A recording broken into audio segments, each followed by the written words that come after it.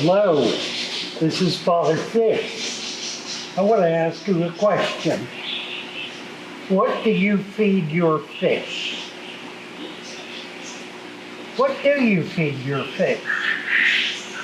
Do you go to the store and buy a can of flakes and put flakes in with your fish? Is that what you do? Do you go to the supermarket and buy some shrimp and clams and fish and chop it all up, kind of puree it and feed that to your fish? Is that what you do? Do you feed vegetables to your fish? Kale or spirulina algae or maybe Japanese dried algae sheets? Is that what you feed your fish?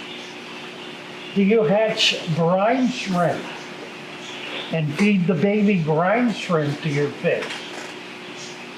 What do you feed your fish? Well, whatever it is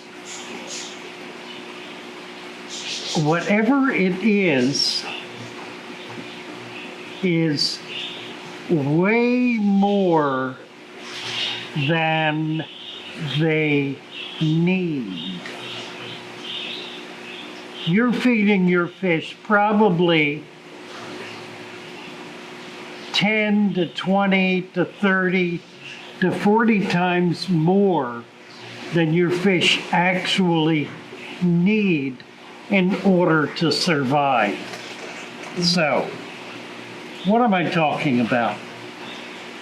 Well, it's really a function of understanding what your aquarium is. Think of it this way. Is your aquarium set up to be one step in a chain of process that moves things through that chain into the tank and then back out of the tank? Is your aquarium that much of a chain of food and water and animals that flows into it and flows out of it? In other words, are you putting food in and then filtering to take excess food and waste and so forth out? Is that what you're doing? If you are, then you're compensating for overfeeding by taking out a substantial portion of the nutrition that you're putting in. And that's certainly a way to be able to maintain a tank. It's not a particularly healthy way to do it. It's not really a sustainable way. I mean, suppose you got a hangnail on your pinky, and suppose you couldn't function because of the hangnail. You wouldn't be able to sustain your system. Suppose to the other extreme, suppose your power goes out and you have no electricity. Oh my word, what do you do then? While you're casting about trying to figure out what to do, what you've created is a monster that depends on all kinds of other things happening in order for it to be able to survive. That's not a desirable way to set up an aquarium. Let's take a look at this a minute. This is a 200-gallon tank that I built with my landlord. My landlord owns a glass company, and he helped me build this. We feed it a little bit of food once a day. Now, I didn't realize they were doing that. I have helpers here, and they don't always pay attention to my desires, so they keep paying attention to the fish and putting a little bit of food in there. But we have a very deep sand bed in the bottom. It's about 6 inches deep. and we have a lot of plants growing in here, and we have water flowing through it.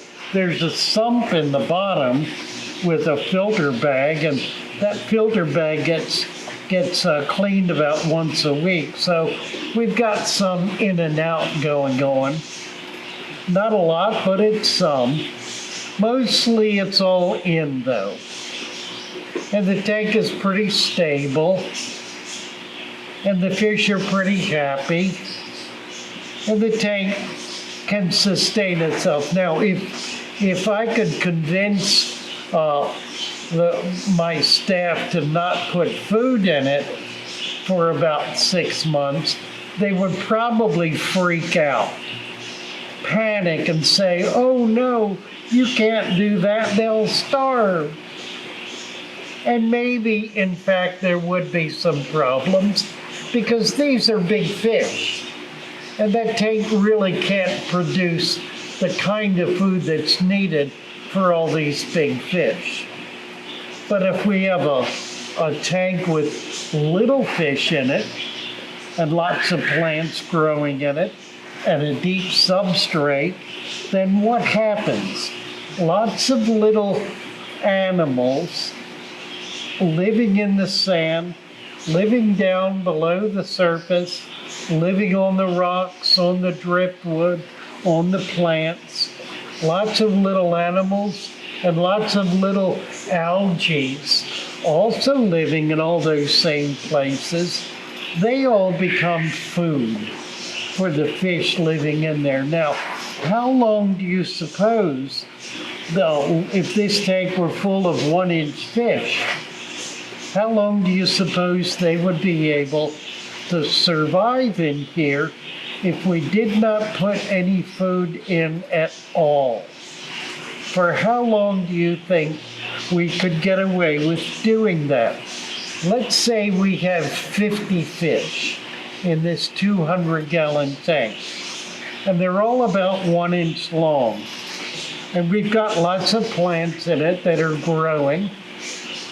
How long do you suppose that could last? Well, I've got a pretty good idea how long it could last. It could last as long as you were willing to let it last. It could survive literally indefinitely with no amount of food going into that tank at all because it would recycle. What is recycling? Part of recycling is producing food for all of the different animals and plants and biological activity that's going on in there.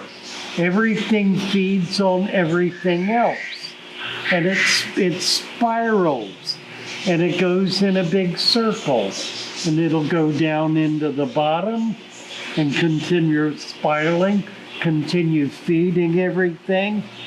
Food will come up through the bottom with different kinds of microscopic life, little shrimp, little amoeba, little worms and so forth, algae and whatnot, all of which will be food for what will be the highest order of life in there. The fish will survive on that, and their waste will nurture that system. So it goes in a cycle. So it's not an in-out kind of system at all. It's everything staying in there and continuing to build this cycle in which everything is feeding off of everything else in the chain. It's like a chain of events, a chain of nutrition that balances itself. And it happens very naturally. It happens kind of automatically. It's what nature really is all about. It's a system that is fundamental to the way the world works, to the way a body of water sitting out in a forest works, to the way a rain puddle that sits there month after month works, to the way any little body of water, or for that matter, any little plot of land, for the way all of that works. It builds upon itself. It feeds itself.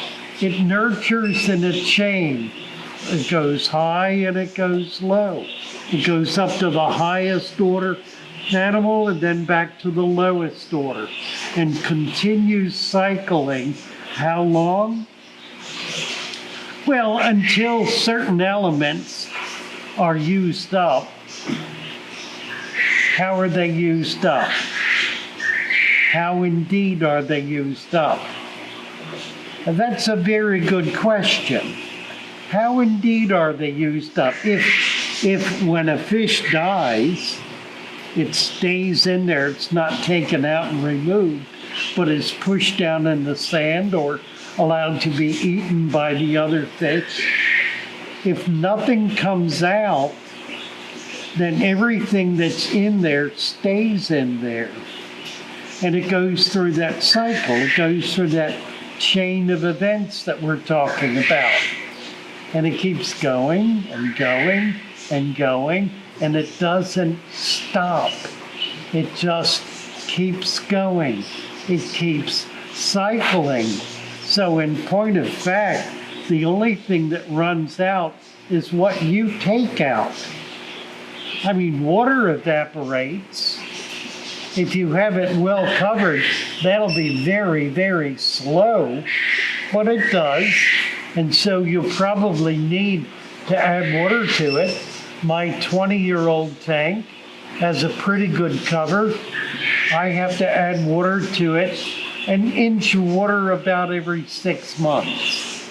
That's maybe 2 or 3 gallons of water every 6 months. Now, I put water in it that has nutrients, that has minerals. I don't do straight RO water because I'm still apprehensive about what it's losing.